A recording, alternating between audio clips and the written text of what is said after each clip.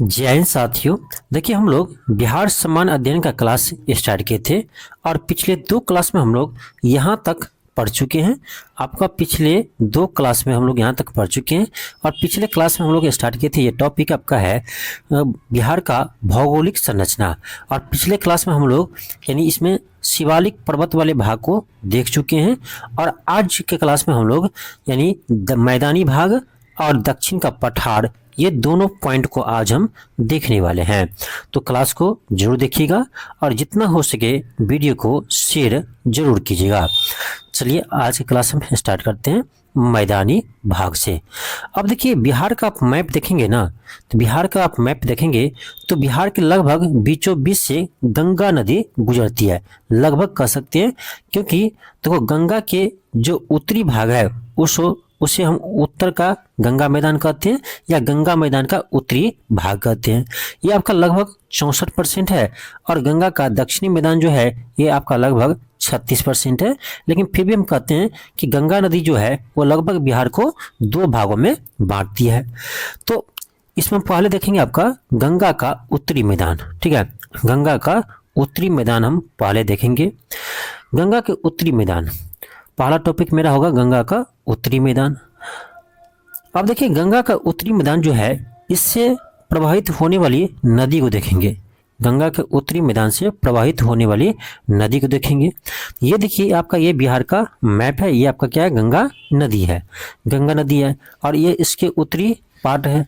तो उत्तरी पार्ट में आप देखिएगा तो सबसे पहले आपका ये घाघरा नदी गंगा में मिलती है। उसके बाद आपका गंडक नदी गंगा में मिलती है। फिर आपका कोसी नदी, फिर आपका महानंदा नदी। ठीक है, और कोसी नदी का भी 2 सहायक नदी है, आपका कमला और बलान नदी। ठीक है, तो ये आपका कमला है, ये बलान है। तो हम लोग नदी वाले पार्ट में पढ़ेंगे। लेकिन फिलहाल अभी हमको यहाँ पर दोआब पढ़ना है। तो दोआब वाले क्षेत्र को पढ़ने के लिए हमको सिर्फ ये आपका उत्तरी गंगा मैदान का ये 4 नदी चाहिए, घाघरा, गंडक, कोसी, महानंदा। इसको इसी क्रम में आप याद रखिएगा। एग्जाम में आपके एग्जाम में क्वेश्चन आते हैं कि गंगा के उत्तरी मैदान का जो नदी है उसको पश्चिम से पूरब की ओर क्रम में सजाइए या पूरब से पश्चिम की ओर बताइए। तो ये क्रम आपसे पूछे जाते हैं। तो आप पश्चिम से पूर्व की ओर नदियों का नाम ध्यान रखिए, घाघरा, गंडक, कोसी नदी और महानंदा नदी। अब देखिए, ये जब का घाघरा नदी है और ये गंडक नदी है, इसके बीच के क्षेत्र को कहते हैं घाघरा गंडक दोआब। क्या कहते हैं इसको हम कहेंगे घाघरा गंडक दोआब। ठीक है, घाघरा गंडक दोआब कहते हैं। और इसी तरह से गंडक और कोसी नदी के बीच के क्षेत्र को हम गंडक कोसी दोआब कहते हैं और कोसी और महानंदा के बीच के क्षेत्र को हम कोसी महानंदा दोआब कहते हैं। तो इस तरह से आपका दक्षिण बिहार में कितने दोआब हो गए, 3 दोआब। दोआब का नाम ध्यान रखिएगा। ठीक है, आपका ये है घाघरा गंडक दोआब, गंडक कोसी दोआब और कोसी महानंदा दोआब। क्योंकि इसको भी क्रम में कभी कभी सजाने के लिए आपको दे देते हैं एग्जाम में। तो इस तरह से आप ध्यान रखिएगा। यदि आपको क्रम में नदी याद हो जाएगा तो दोआब याद रखना आसान है। ठीक है, घाघरा गंडक, तो घाघरा और गंडक के बीच में घाघरा गंडक दोआब, गंडक और कोसी के बीच में गंडक कोसी दोआब और कोसी और महानंदा के बीच में कोसी महानंदा दोआब। ये आपको याद हो गया। ठीक है, अब हम चलिए देखते हैं गंगा के उत्तरी मैदान में, गंगा के उत्तरी मैदान का कुछ जो प्रमुख मिट्टियां हैं उसको हम देख लेते हैं। और एक चीज और ध्यान रखिएगा, ये जो आपका गंगा का उत्तरी मैदान है इसका ढाल जो है ये आपका उत्तर से दक्षिण की ओर है। तभी तो सारा नदी जो है इधर से आकर गंगा मिलती है, उत्तर से आकर के गंगा मिलती है। इसका मतलब है इसका ढाल जो है आपका उत्तर से दक्षिण की ओर है। ठीक है, उत्तर से दक्षिण की ओर है। अब चलिए हम देख लेते हैं कुछ मिट्टी को जो आपका गंगा के उत्तरी मैदान का है और यहाँ से क्वेश्चन आपके एग्जाम में आते हैं। ठीक है, तो खादर, तो खादर मिट्टी आप जानते होंगे। खादर किसको कहते हैं, तो नई जलोढ़ मिट्टी को खादर मिट्टी कहते हैं। फिर आपका आता है बांगर मिट्टी, तो पुरानी जलोढ़ मिट्टी को हम बांगर मिट्टी कहते हैं। फिर आपका है चौर और मन। अब इसी दोनों को समझना है कि चौर क्या है और मन क्या है। ठीक है, क्योंकि यही से आपके एग्जाम में क्वेश्चन पूछे जाते हैं। और दियारा, दियारा को भी समझेंगे। तो ये 3 पॉइंट जो है ना आपके समझने के लिए महत्वपूर्ण है, क्योंकि खादर बांगर तो सब समझते हैं, ठीक है, लेकिन बिहार के लिए आपका ये चौर, मन, दियारा, ये जो 3 पॉइंट है ये आपके लिए महत्वपूर्ण है, इसी को हमें समझना है। ठीक है, देखिए पहले हम देखेंगे चौर। तो चौर किसको कहते हैं? तो वर्षा के दिनों में छिछले पानी को हम चौर कहते हैं। ठीक है, वर्षा के दिनों में छिछले पानी को क्या कहते हैं? चौर कहते हैं। और ये चौर जो है ये हमेशा जलमग्न रहता है, ठीक है, यानी जल में डूबा हुआ रहता है। ठीक है, ये जो आपका चौर है ये क्या होता है? ये आपका जलमग्न रहता है, जलमग्न रहता है। तो चौर यानी जो पानी में डूबा हुआ भाग होता है, छिछला हुआ भाग होता है, उसको चौर कहते हैं। ठीक है, याद रखिएगा, उसको चौर कहते हैं। मन किसको कहते हैं? तो मन कहते हैं जब नदी, मन किसको कहते हैं? जब नदी रास्ता बदलता है तो छोटा झील बच जाते हैं या छोटे झील का निर्माण होता है, तो उसको हम मन कहते हैं। यानी जब नदी अपना रास्ता बदलता है तो जिस छोटे झील का निर्माण होते हैं उसे हम क्या कहते हैं? मन कहते हैं। ठीक है, तो चौर और मन में थोड़ा सा अंतर है। तो चौर किसे कहते हैं? तो वर्षा के दिनों में छिछले पानी के भाग को हम चौर कहते हैं। ठीक है, और ये जलमग्न रहता है, जल में डूबा हुआ रहता है। ठीक है, और मन भी आपका जल में डूबा हुआ रहता है, लेकिन ये झील टाइप के होते हैं, यानी जब नदी अपना रास्ता बदलता है तो झील का निर्माण होते हैं, उसको हम मन कहते हैं। ठीक है, तो थोड़ा सा अंतर है चौर और मन में। अब चलिए हम देख लेते हैं कि बिहार के विभिन्न चौर और मन, क्योंकि यहाँ से क्वेश्चन आपके एग्जाम में आते हैं। जैसे आपका यहाँ पर है लखनी चौर, तो लखनी चौर कहाँ है? पश्चिमी चंपारण में है। ठीक है, सुदरपुर चौर ये आपका पूर्वी चंपारण में, ध्यान रखना, सुदरपुर चौर ये आपका पूर्वी चंपारण में है। बहादुरपुर चौर ये आपका पूर्वी चंपारण में है, तो इसको आप ध्यान रखिएगा। ठीक है, यहाँ से क्वेश्चन आपके एग्जाम में आ सकते हैं कि लखनी चौर किस जिला में है? तो पश्चिमी चंपारण में। सुदूरपुर चौर कहाँ पर है? पूर्वी चंपारण में। और बहादुरपुर चौर कहाँ है? ये आपका पूर्वी चंपारण में, याद रहेगा। इसी तरह आपका मन से भी क्वेश्चन आते हैं, तो थोड़ा देख लेते हैं। ठीक है, जो आपका महत्वपूर्ण है उसको हम देख लेते हैं। जैसे आप देखिए पिपरा मन, क्या है? पिपरा मन, तो ये आपका पश्चिमी चंपारण में है। सतैया मन ये भी पश्चिमी चंपारण में है। फिर आपका सिमरी मन ये भी आपका पश्चिमी चंपारण में है। तो पिपरा मन, सतैया मन और सिमरी मन ये आपका पश्चिमी चंपारण में है। इसी तरह टेटरिया मन ये आपका पूर्वी चंपारण में है। माधोपुर मन ये आपका पूर्वी चंपारण में है।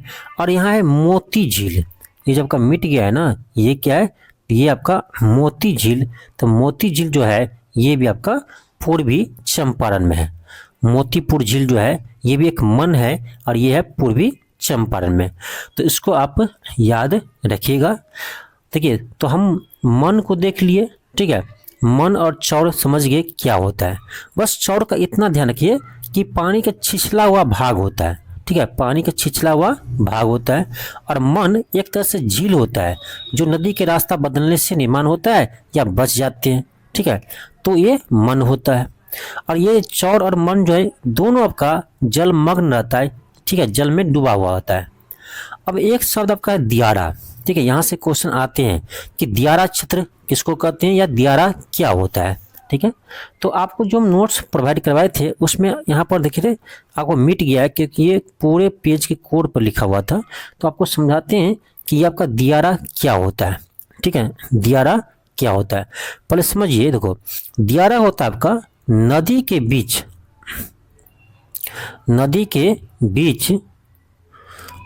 रेत के जमाव से बनने वाली, ठीक है, रेत के जमाव से बनने वाली विशेष आकृति होती है। ठीक है, बनने वाली विशेष आकृति होती है। यानी दियारा किसको कहते हैं? तो नदी के बीच में रेत के जमाव के कारण बनने वाली विशेष आकृति को हम दियारा कहते हैं या दियारा क्षेत्र कहते हैं। तो क्वेश्चन आपके एग्जाम में पूछे जाते हैं कि नदी के बीच के रेत के जमाव के कारण बनने वाली विशेष आकृति को क्या कहते हैं? तो दियारा कहते हैं। और यहाँ पर आपको ऑप्शन में मन भी रहेगा और चौर भी रहेगा। ठीक है, चलिए कोई बात नहीं, आज ये आपको क्लास हम करवा देते हैं। जैसे आपका बिहार का ज्योग्राफी समाप्त होगा उसके बाद मैं ज्योग्राफी का एमसीक्यू प्रश्न लेकर आऊंगा जो इन सभी पॉइंट से क्वेश्चन बनते हैं। ठीक है, तो एमसीक्यू भी क्लास आपको करवाएंगे, पहले आप डिटेल्स में पढ़ लीजिए। ठीक है, तो समझ गए दियारा किसको कहते हैं? तो नदी के बीच रेत के जमाव के कारण बनने वाली विशेष आकृति को हम दियारा कहते हैं। दियारा क्षेत्र कहते हैं या दियारा कहते हैं। ठीक है, उसको आप ध्यान रखिए। ठीक है, उसको आप ध्यान रखिए। और इसको ना नदी का टापू भी कहते हैं। ये जो दियारा है उसको हम नदी के टापू भी कहते हैं। ठीक है, नदी के टापू भी कहते हैं दियारा को। ठीक है, अब चलिए हम लोग अब बिहार के गंगा के दक्षिणी मैदान को हम देखते हैं, यानी बिहार के दक्षिणी मैदान को देखते हैं। ठीक है, यहाँ से जो भी प्रश्न आपको आता है चौर, मन और दियारा, 3 प्रश्न आपका यहाँ से बनता है अच्छा खासा, चौर, मन और दियारा से। और तीनों चीज़ को हम लोग समझ लिए हैं तो यहाँ से क्वेश्चन आते हैं, तो इन सभी पॉइंट को आप ध्यान रखिएगा। अब हम देखेंगे दक्षिण गंगा का मैदान। दक्षिण गंगा का मैदान और इसमें भी आपका नदी जो है वो महत्वपूर्ण है, जो द्वाब है, क्योंकि यहाँ से प्रश्न आते हैं ना तो आपको ये जो आपका नदी का द्वाब है इसका आपको क्रम पूछ लिए जाते हैं। ठीक है, जैसे आपका है कि इसमें आपका है, यहाँ देखो, यहाँ गंगा नदी है और ये जो गंगा नदी है ना बिहार में कहाँ प्रवेश करती है? तो आपको याद होगा ये आपका बक्सर के चौसा के पास। ठीक है, बक्सर के चौसा के पास जो है वो गंगा नदी बिहार में प्रवेश करती है। हालांकि नदी वाले क्लास जो हम पढ़ेंगे तो उसमें पूरे डिटेल्स में पढ़ने वाले हैं। ठीक है, जब नदी वाले क्लास हम देखेंगे बिहार का प्रमुख नदियाँ तो उसमें पूरे डिटेल्स में हम पढ़ेंगे कौन सा नदी कहाँ जाकर मिलती है। तो फिलहाल हमको यहाँ पर गंगा नदी का काम था, तो आप समझ लिए गंगा नदी जो है वो बिहार में यानी आपका बक्सर में चौसा के पास जाकर गंगा में मिलती है। ठीक है, बक्सर में चौसा के पास गंगा में मिलती है। तो ये आपका गंगा नदी हो गया, ये आपका सोन नदी है। यहाँ पर नदी देख लो, ये सोन नदी है। तो ये आपका गंगा और सोन नदी के बीच को हम गंगा सोन नदी का द्वाब कहते हैं। ठीक है, गंगा सोन द्वाब कहते हैं। इसी तरह से आगे आपका यहाँ सोन नदी हुआ और ये आपका है क्यूल नदी। ठीक है, ये क्या है आपका? ये है क्यूल नदी।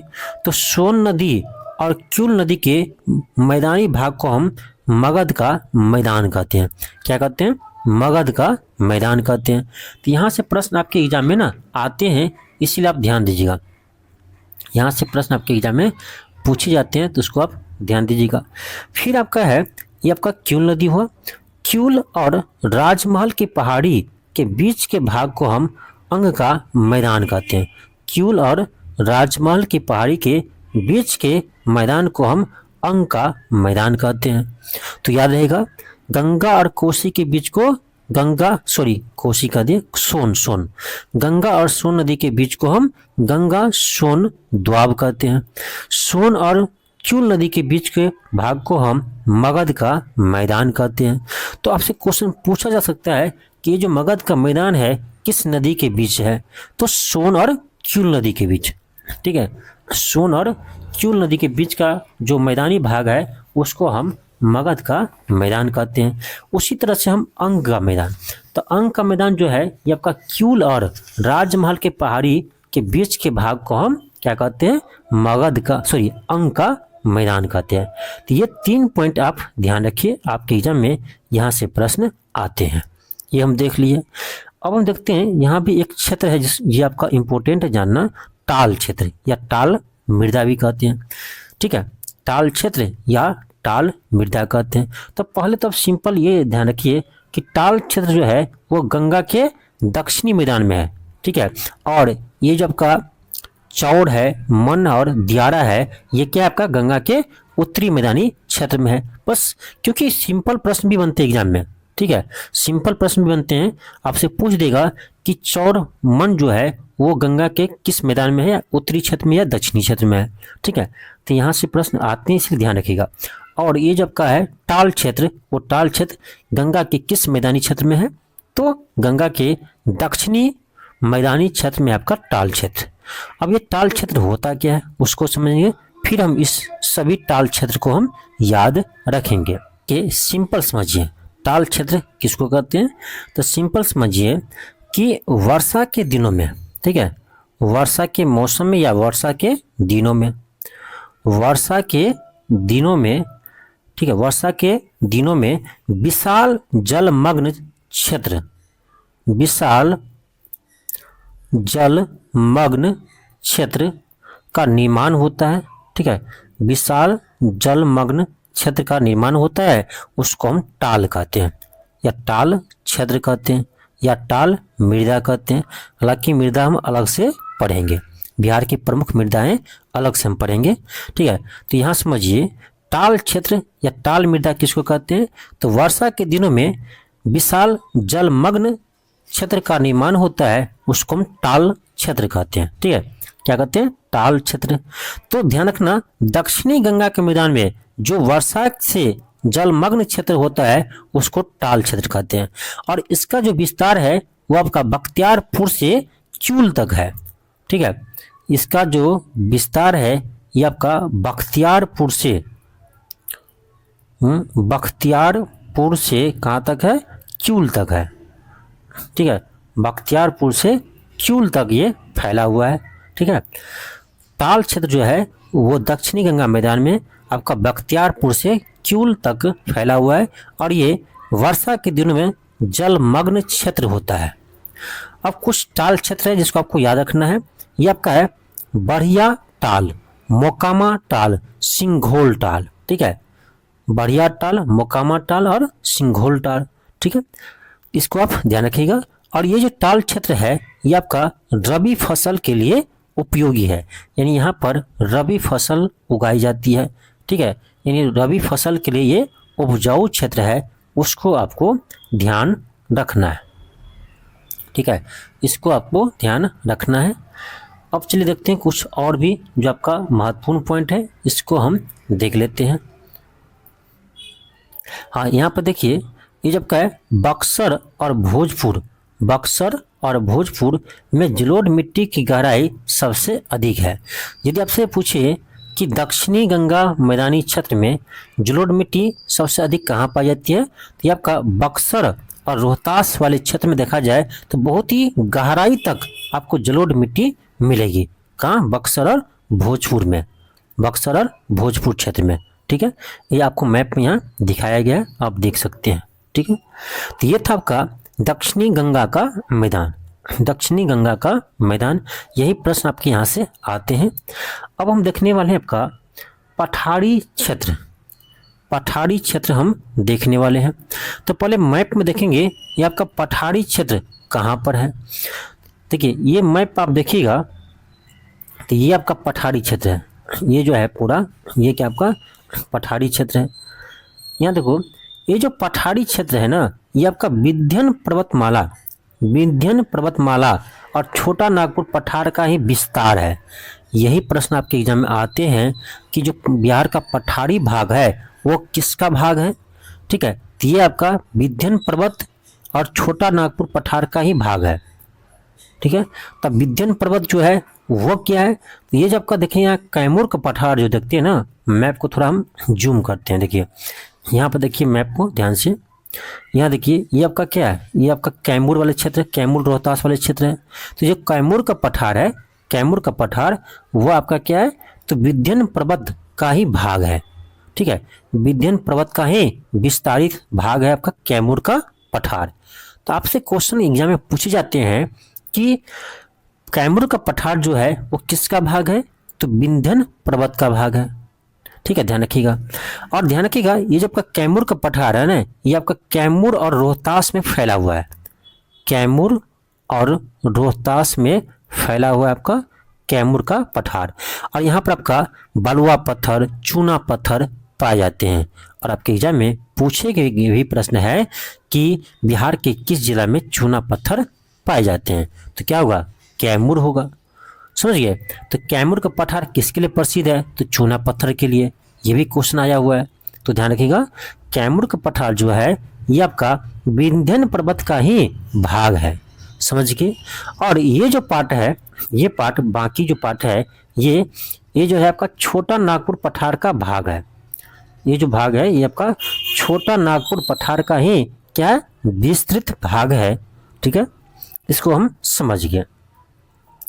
अब हमको ये देखना है कि कुछ आपका महत्वपूर्ण पहाड़ है, ठीक है, पठारी भाग है, उसको हम देख लेते हैं। कुछ आपका झील है, उसको हम देख लेते हैं, जहाँ से आपके एग्जाम में प्रश्न आते हैं। तो मेन पॉइंट तो यही था आपका कि ये जो आपका कैमूर के पठार है किसका भाग है, विंध्य पर्वत का भाग है। और ये जो बाकी क्षेत्र है ये आपका छोटा नागपुर पठार का भाग है। और सिंपली याद रखें तो पठारी क्षेत्र ही विंध्य पर्वतमाला और छोटा नागपुर पठार का विस्तारित रूप है। इसको देख लिए। अब देखते हैं कुछ महत्वपूर्ण पठारी भाग या पहाड़ी भाग। देखिए आपके एग्जाम आते हैं कि प्रेतशिला, जेठियन, रामशिला, ये जो पर्वत है किस जिला में है, ये सभी आपका गया जिला में है। ठीक है, गया जिला के पर्वत है आपका प्रेतशिला, रामशिला, जेठियन। और आजकल में एक क्वेश्चन पूछा था बीपीएससी द्वारा, ब्रह्मयोनी झील, ठीक है, तो ब्रह्मयोनी पर्वत भी आपका यहाँ पर है, कहाँ पर, गया में। ठीक है, तो याद रखिएगा ब्रह्मयोनी पर्वत भी आपका कहाँ पर है, गया में है, इसको आप ध्यान रखना। ठीक है, और एक है आपका कटारी पहाड़ी, कटारी पहाड़ी भी गया में है। कटारी पहाड़ी भी कहाँ है, तो गया में है। तो यहाँ से प्रश्न आए हुए हैं, उसको ध्यान रखिएगा। प्रेतशिला, रामशिला, जेठियन, ब्रह्मयोनी पर्वत, कटारी पर्वत कहाँ है, गया जिला में। फिर आपका है पीर पहाड़ी, तो पीर पहाड़ी आपका बिहार शरीफ में है, पीर पहाड़ी बिहार शरीफ में है। गिद्धौर पहाड़ी ये जमुई में है।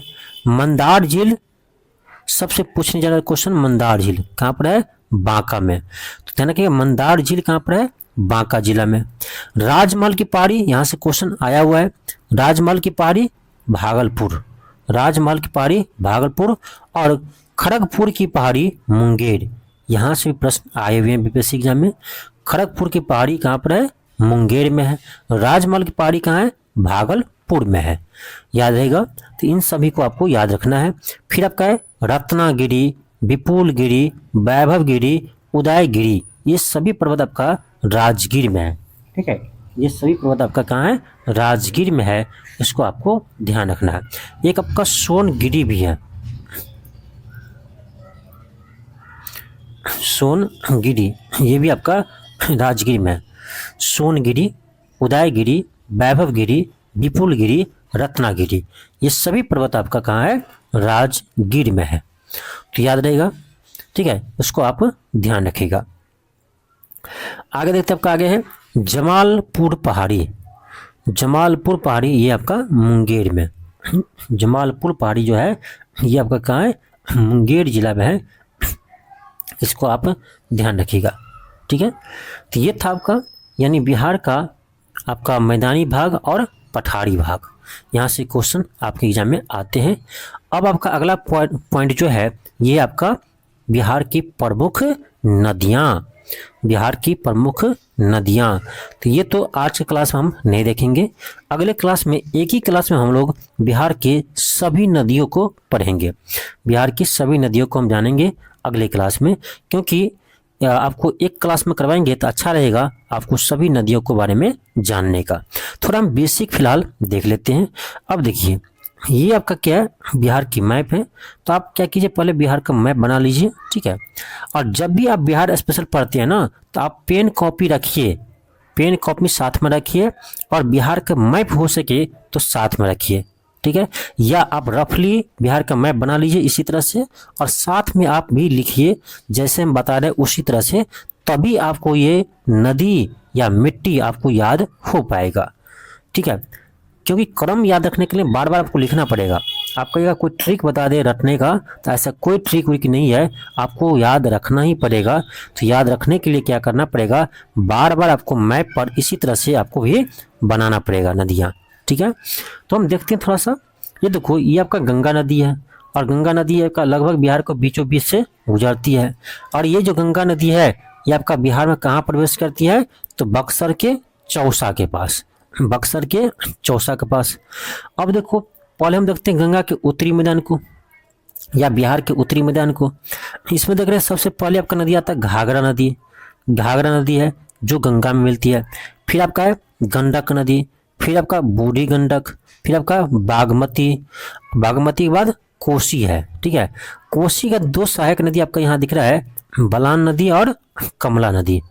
ठीक है, कमला नदी और बलान नदी, ये आपका कोसी नदी क्या है तो सहायक नदी है। और ये आपका कमला बलान जो है ना, दोनों हम लोग को मधुबनी जिला में प्रवाहित होती है, तो हम लोग को घर से ही गुजरती है बलान नदी और कमला नदी, इसलिए हम अच्छे से जानते हैं दोनों नदी को। और ये दोनों नदी जो है ना, ये आपका आगे जाकर कोसी नदी में मिल जाती है, कोसी नदी में मिल जाती है। उसके बाद आपका है यहाँ महानंदा नदी। तो इस नदी का क्रम आपको याद रखना है, आपका पूर्व सॉरी पश्चिम से पूर्व की ओर, पश्चिम से पूर्व की ओर या पूर्व से पश्चिम की ओर। आप इस क्रम में नदी को नाम ध्यान रखिए, क्योंकि आपके एग्जाम में पूछे जाते हैं कभी कभी कि उत्तरी मैदान के जो नदी है उसका आपको सजाने के लिए देगा, यानी पूर्व से पश्चिम या पश्चिम से पूर्व की ओर। चलो एक बार याद रखते हैं, कैसे याद करेंगे। घाघरा, सबसे पहले घाघरा, फिर गंडक, बूढ़ी गंडक, बागमती, कमला बलान छोड़ दो। ठीक है, क्योंकि ये दोनों सहायक नदी किसका है, कोसी का है, न कि गंगा की। ठीक है, तो फिर आपका कोसी नदी, फिर महानंदा नदी, याद रहेगा। इसी तरह हम देखेंगे तो आपका दक्षिणी गंगा के दक्षिणी मैदान की नदियाँ, यहाँ आपका है कर्मनाशा नदी। ठीक है, कर्मनाशा नदी, और ये भी आपका चौसा के पास ही गंगा मिलती है। कर्मनाशा नदी जो है वो भी आपका चौसा के पास ही गंगा में मिलती है, और इसका नाम क्या है, कर्मनाशा। और इसे कहते हैं कि कर्म के नाश करने वाला नदी है, इसीलिए इसे बिहार का सबसे अपवित्र नदी कहते हैं, बिहार का सबसे अपवित्र नदी कहते हैं। ठीक है, इसके बिहार को सबसे अपवित्र नदी कहते हैं, किसको, कर्मनाशा को, क्योंकि उसका नाम है कर्मनाशा, कर्म को नाश करने वाला। ठीक है, इसीलिए इसको कहते हैं बिहार का सबसे अशुद्ध नदी है, यानी अपवित्र नदी है।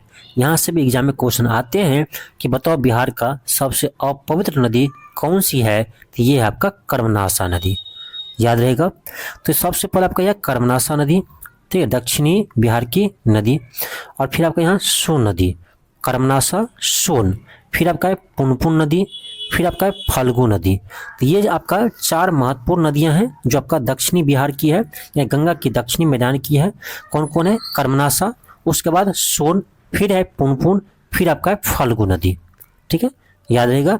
तो इसको भी आप इसी तरह से क्रम में याद रखिए, पश्चिम से पूरब की ओर, पश्चिम से पूरब की ओर। ठीक है, इस नदी को आपको याद रखना है, क्योंकि यहाँ से क्वेश्चन आपके एग्जाम में आते हैं। और ये जो गंगा नदी है वो बिहार में आपसे पूछे कि कितनी दूरी बहती है, यानी इसकी लंबाई कितनी है बिहार में, तो ये आपका है 445 किलोमीटर। टोटल बिहार में आपका 445 किलोमीटर लंबी है गंगा नदी। ठीक है, बिहार में, लेकिन कुल लंबाई पूछे गंगा नदी कितनी है, तो ये आपका 2525 किलोमीटर, 2525 किलोमीटर कुल लंबाई है गंगा की, और बिहार में इसकी लंबाई है 445 किलोमीटर। एक बात और ध्यान रखिएगा, जितने भी हम डाटा बताते हैं वो सारा डाटा आपका सही है, क्योंकि बिहार स्पेशल के बुक में बहुत सारे बुक में डाटा गलत दिया हुआ है। ठीक है, तो आप जब भी क्लास करते हैं आपको डाटा कोई भी आपको मैच नहीं करता है, तो आप ये समझिएगा कि जो आप पढ़े थे पहले वो गलत था, जो हम पढ़ा रहे हैं वो सही है। क्योंकि जो मैं नोट्स बनाया हूँ ना, तो कोई एक बुक से या किसी एक आपका किसी के नोट्स से नहीं बनाया हूँ, ये बहुत सारे बुक का मिक्सचर है। ठीक है, बहुत सारे सर्च करके ये नोट्स बनाया गया है, तो एक भी डाटा इस नोट्स में गलत नहीं है। ठीक है, इसीलिए ध्यान रखिएगा, जितने भी डाटा बता रहा हूँ सारा आपका 100% सही है। तो बिहार में इसकी लंबाई 445 किलोमीटर है, और कुल लंबाई आपका 2525 है, यानी 2525 किलोमीटर है, याद रहेगा। ठीक है, तो ये कुछ हम बेसिक देखें। अगले क्लास में हम लोग ये आपका अलग अलग सभी नदी को देखेंगे कि कौन सा नदी कहाँ से निकलती है और कहाँ जाकर मिलती है, और किसकी कौन सी सहायक नदी है, क्योंकि यहाँ से प्रश्न आपके एग्जाम में आते हैं। तो हम उम्मीद करेंगे आप लोगों को यह सीरीज आपको बहुत अच्छा लगता होगा, और इसी तरह से यदि आप लोग सपोर्ट करेंगे ना तो हम पूरे आपको Bihar special history, polity, geography तीनों को हम करवा देंगे कवर। ठीक है, इसी तरह से छोटा छोटा क्लास करवाएंगे जिससे आपका सारा टॉपिक कवर हो जाए और आपको कम समय में अच्छे कंटेंट मिल जाए। ठीक है, तो इस क्लास को जरूर शेयर कीजिएगा। आप यदि चैनल पर नए हो तो चैनल को जरूर सब्सक्राइब कर लीजिएगा। और इसका यदि आप पीडीएफ चाहते हैं, जिसका पीडीएफ आपको LK क्लासेस ऐप पर मिलता है, और इसका चार्ज आपको लगेगा मात्र 49 रुपया। 49 रुपया में ये आपको पीडीएफ मिल जाएगा, जिसमें आपको हिस्ट्री, पॉलिटी, ज्योग्राफी बहुत अच्छे से समझाया गया है, और आपको क्लास भी करवा देंगे। क्लास करवाने के बाद नोट्स पढ़िएगा ना, तब आपको समझ में आएगा कि हमने इस पर यहाँ पर क्या लिखे हैं और क्यों लिखे हैं। ठीक है, क्योंकि ये तो है शॉर्ट नोट्स में उसी को समझ में आएगा जो अच्छे से पढ़े होंगे या जिसका नोट्स है। तो मैं इसलिए क्लास करवा रहा हूँ जिससे आपको अच्छे से समझ में आए। ठीक है, तो हम उम्मीद करेंगे आपको यह सीरीज जो है बिहार स्पेशल का आपको पसंद आता होगा, और मुझे मेरे समझाने का तरीका भी आपको पसंद आता होगा। यदि पसंद आता है तो वीडियो को लाइक कीजिए और वीडियो को शेयर कीजिए। धन्यवाद, मिलते हैं आपको अगले क्लास में।